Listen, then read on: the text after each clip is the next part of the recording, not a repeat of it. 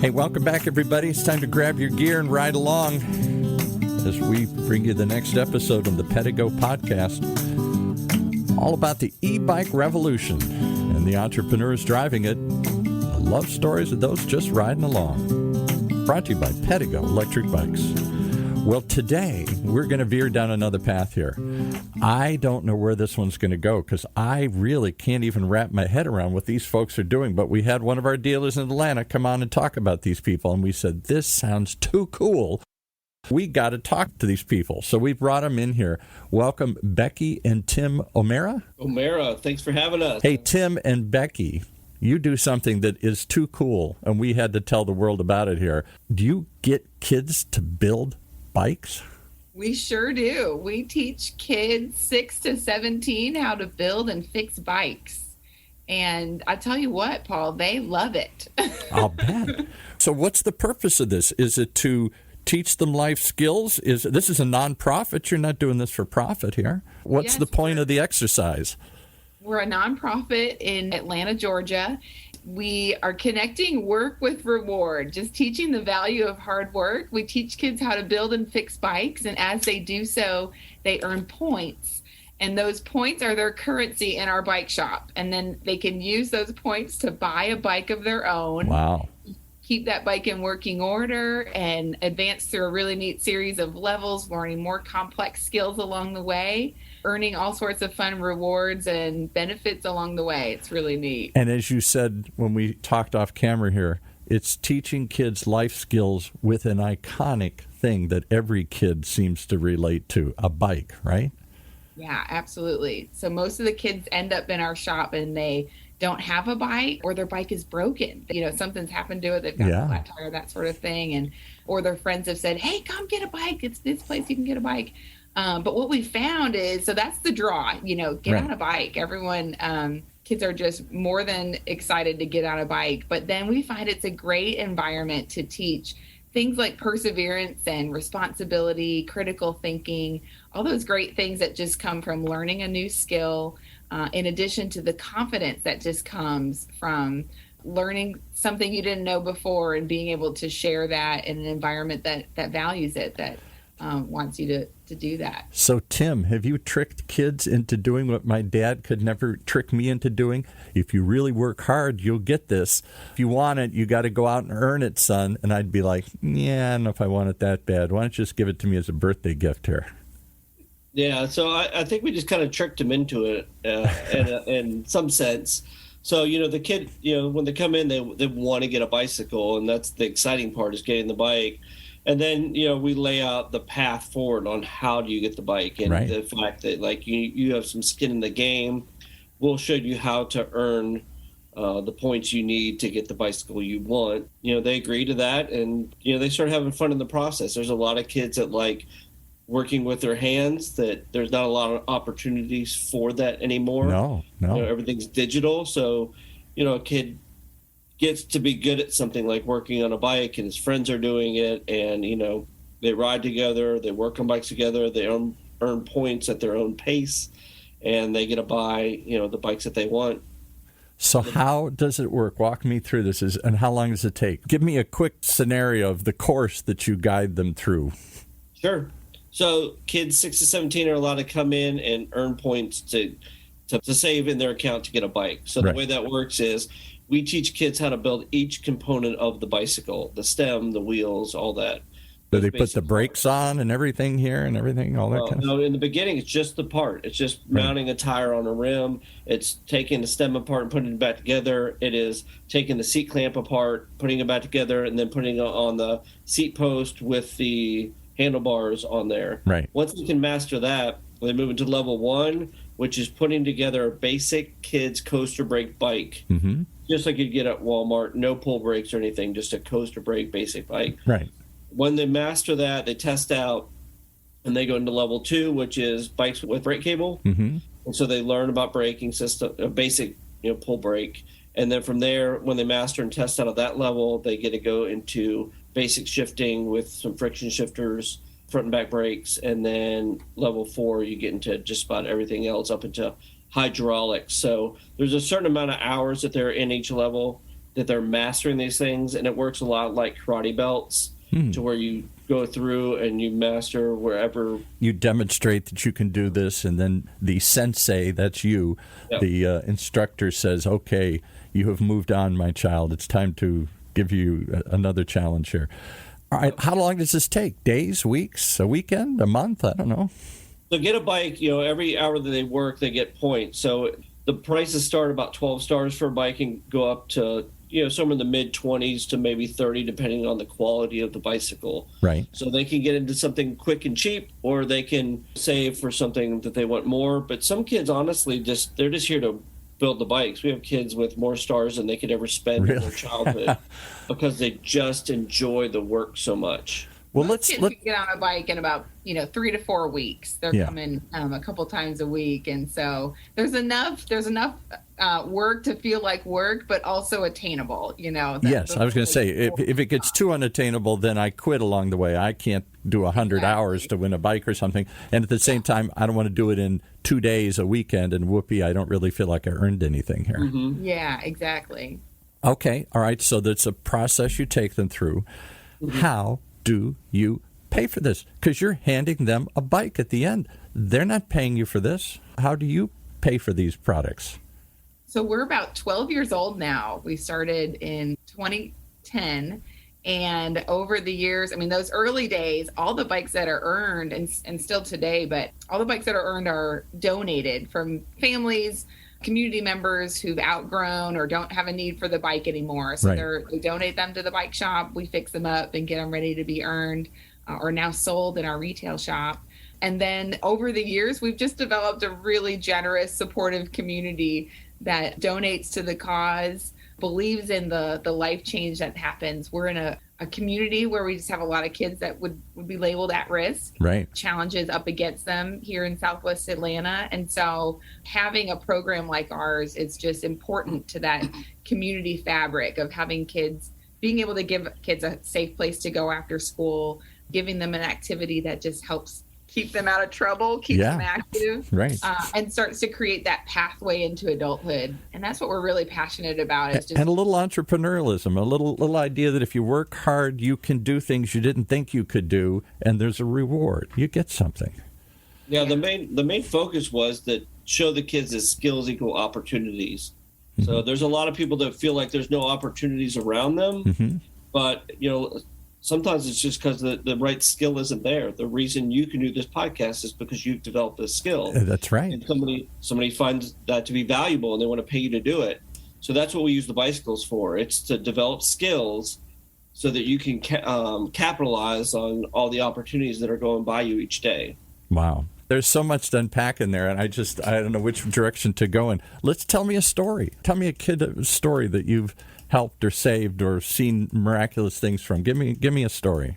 There's a ton of stories across the spectrum, from Brittany, who was the first one that got the bike by just doing chores in our yard. We ended up getting her a bike, and she was the catalyst because when she took off on her bike, she told friends about it, and then they come up to our house and they wanted bikes as well. And then when Becky told some of the people, her volunteers at the church she was working at, what had happened, they were more than happy to get all the bikes out of their garages and basements and shove them into a car. So she couldn't go to work without a bike getting shoved in her car. And we couldn't, help a kid get a bike by picking up trash back in the day without getting 2 or 3 more kids coming over wanting to do that. Right. So that change in the beginning was really a catalyst for what we have today.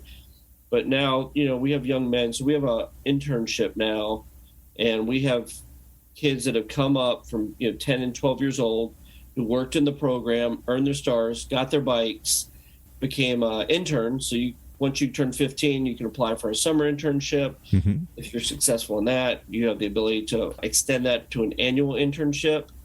And then just recently, a year and a half ago, we had one of our full-time mechanics leave, and we asked one of our students who was in the internship if he would like to take over that full-time salaried position. We felt like he was ready to at least take on the challenge.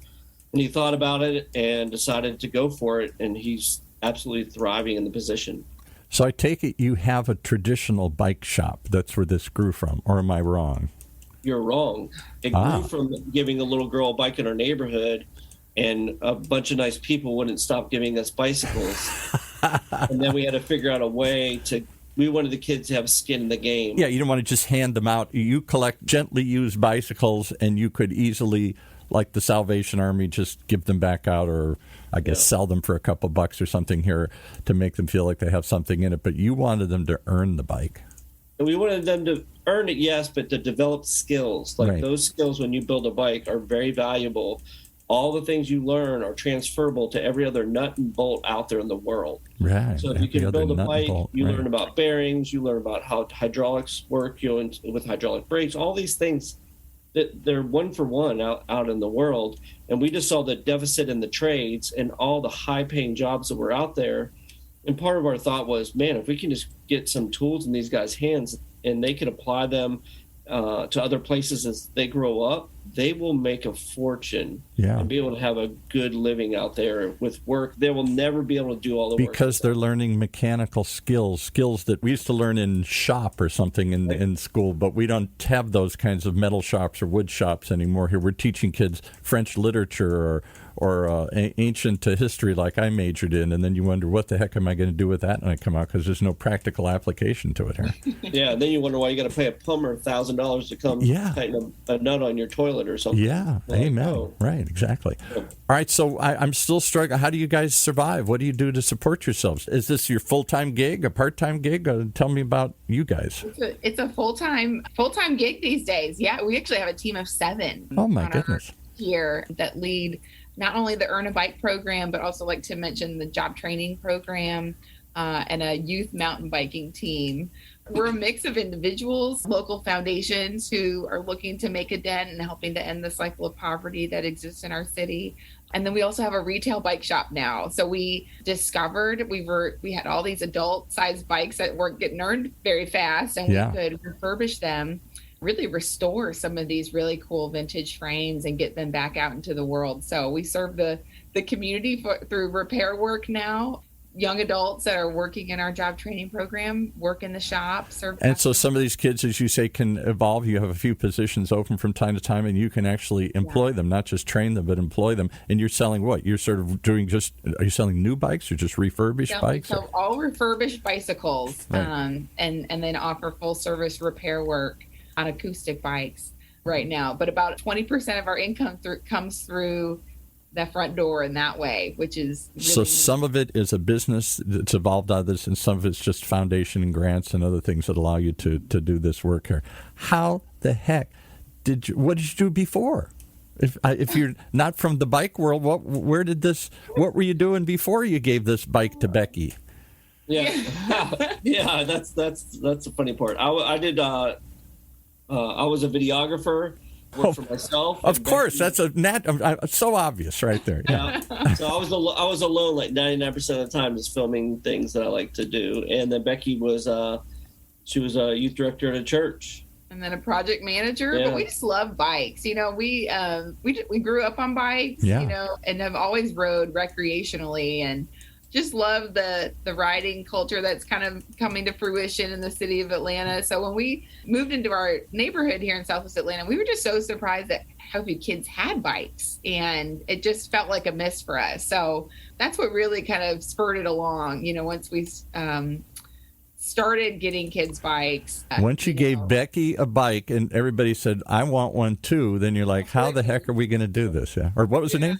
Brittany. I wanted to say Becky. Yeah. Brittany. I'm sorry. Well, they just started coming after that, and then, like I said, Becky couldn't go to work without somebody putting a bike in her car. Right. And every time we gave a bike away, there was more kids coming. And then the maintenance is what kept the kids.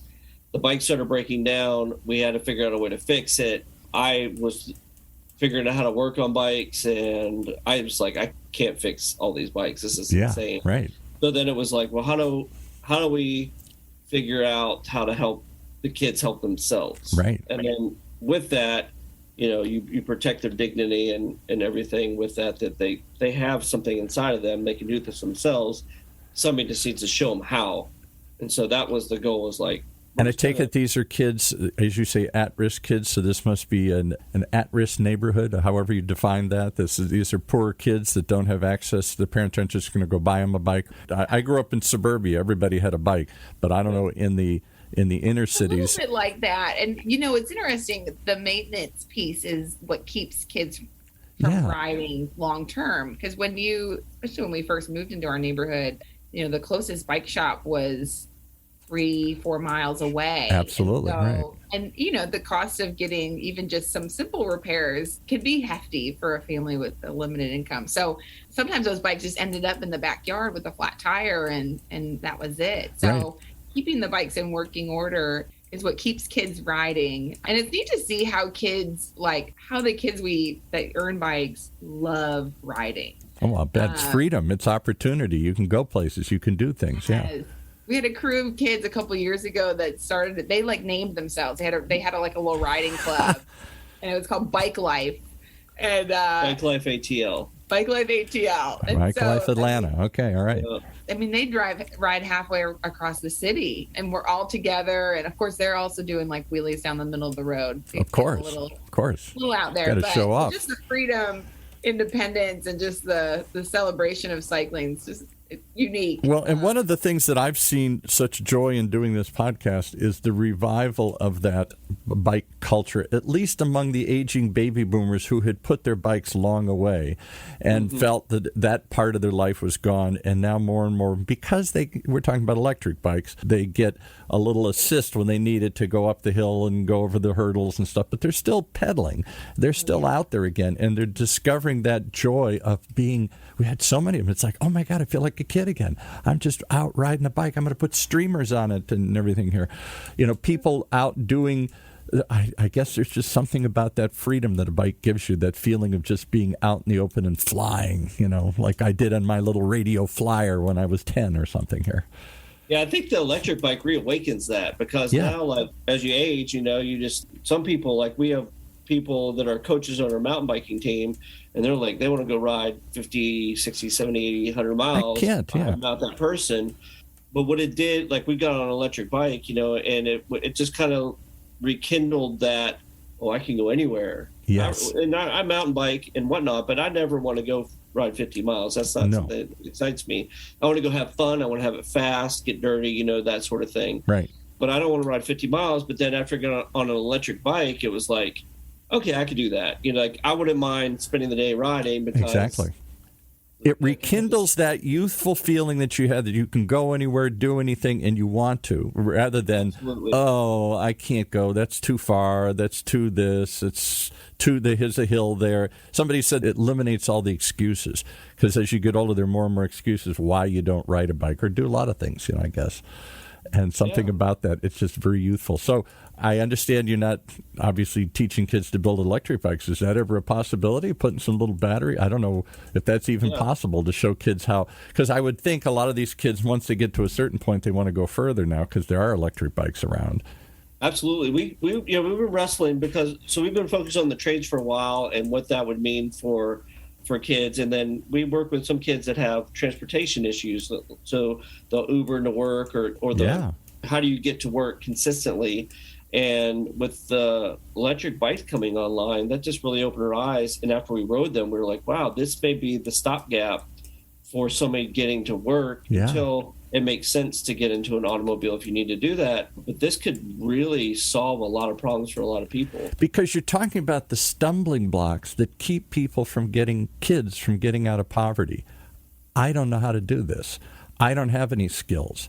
I don't have any mentors that have showed me the way, maybe. And even more so, even if I have the desire and the ability, how am I going to get to that job? How am I going to get there? I can't rely on public transportation in so many places. And just all these little things become insurmountable hurdles, I would think. I didn't grow up in that environment. I'm trying to understand what it's like there. When you remove the barriers or give answers to those things, you clear the pathway for someone to walk through it themselves and kind of decide the next step. Yeah, because ultimately you got to choose to walk through to change your life, to do something different, like anything. But if there's so many impediments in the way, at some point you just give up, I guess. Yeah. We can help remove those barriers, encourage and just help folks believe in themselves. So many of the young people we work with is just helping them believe in themselves so that they can take the next step and believe that they have something to offer valuable out in the world. And well, if it'll help any of the kids, you can hold me up as an example. I'm an honors graduate from a major university. I went to law school. I've been in radio broadcasting, other things for years. I could not change a tire on the bike if you held a gun to my head. I don't know the right end of a screwdriver to use half the time here or any of that. And I feel so foolish because I think I'm one of many people. I'm so removed from mechanical skills. We just go get somebody to do that, a plumber to come out and tighten the nut, because I really don't feel comfortable doing it. And I wonder if that's good for our society to have too many people like me who are helpless, who've spent all this time in brain exercises and not enough in life skills and tangible skills here.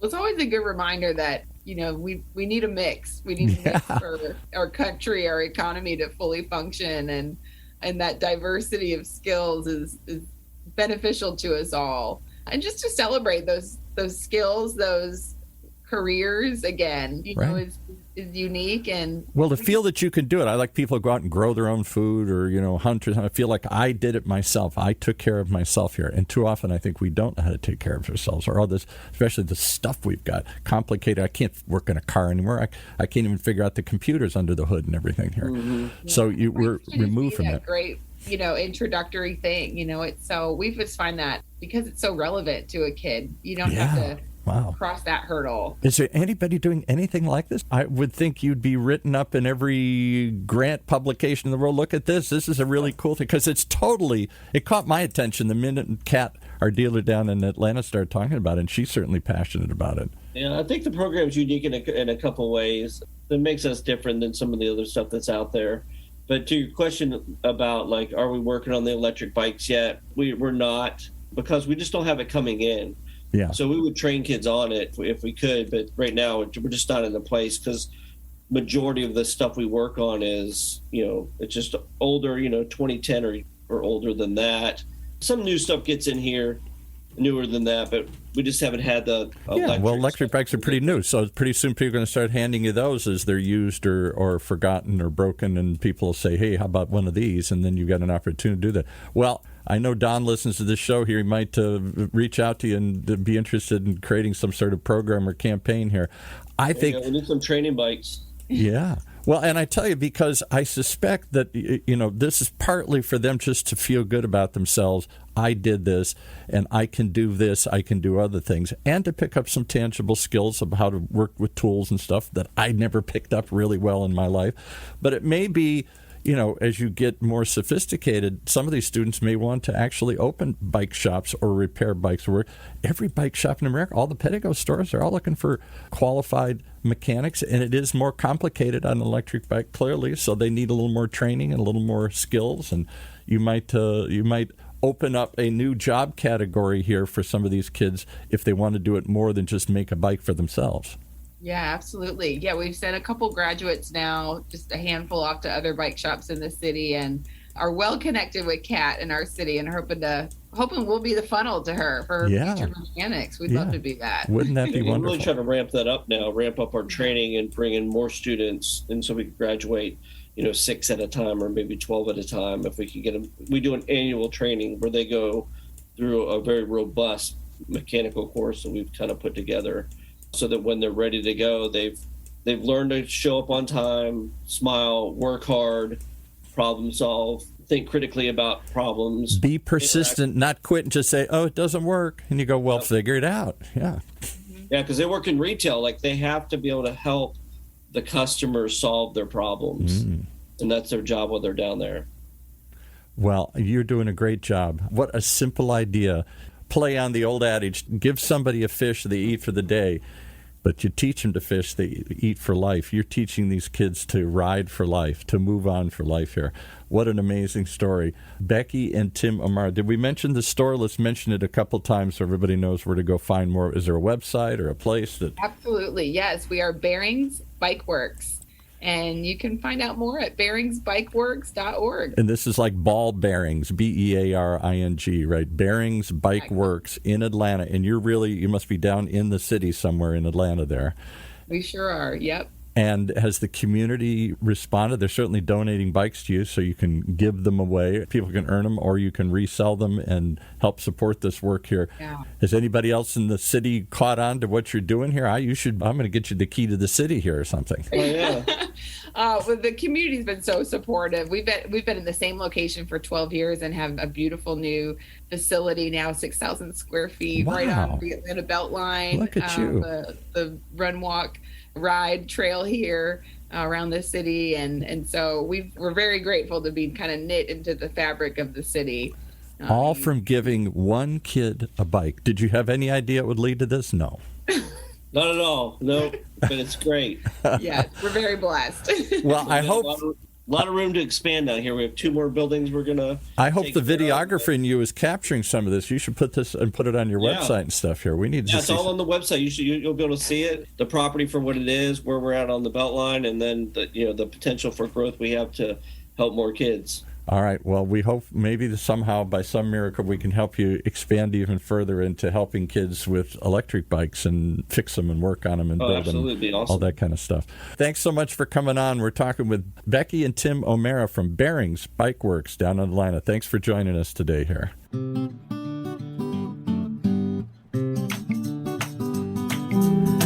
One more reason to tune in and ride along on the Pedego Podcast as we talk to the most amazing people doing the most incredible things, riding, getting others to ride, as we all get back on a bike again, see where it takes us. All brought to you by Pedego Electric Bikes.